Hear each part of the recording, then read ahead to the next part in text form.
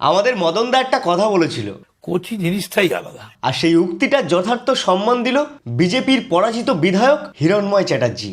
ও মা গো টুরুলাও। ভাই হিরণদার একটা বউ রয়েছে, তারপরে গিয়েও সে আরো একটা বিয়ে করে নিল।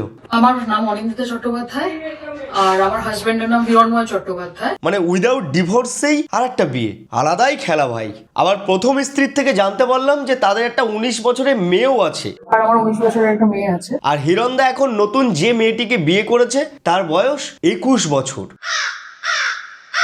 মানে হিরণদার মেয়ের যদি বয়স 19 বছর হয় আর তার নতুন বউয়ের বয়স যদি 21 বছর হয়, তাহলে তো মদনদার কথাটাই ঠিক, কোচি জিনিসটাই সত্যি আলাদা।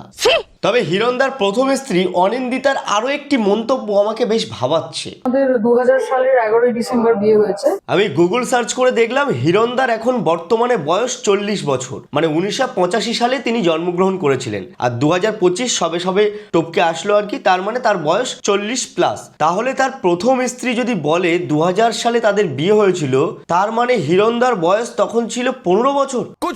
15 বছর বয়সে হিরণদা বিয়ে করে নিয়েছিল।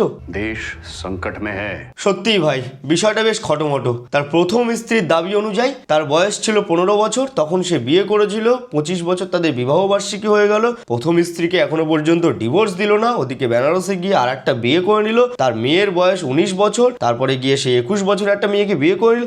মানে কি হচ্ছে ভাই এটা? মানে জটলা কেস ভাই, পুরো খটোমটো কেস। তবে একটা বিষয় মানতেই হবে, হিরণদার চয়েস রয়েছে। ভাই হিরণদাকে দেখে কেউ বলবে যে মালটার আলুর দোষ রয়েছে? একটা 19 বছরের মেয়ে রয়েছে, তারপরে গিয়েও নাকি 21 বছরের একটা মেয়ের সাথে বিয়ে করে নিল। ওরা কোচি জিনিস দেখলেই যেন এদের লবলপানি শুরু হয়ে যায়।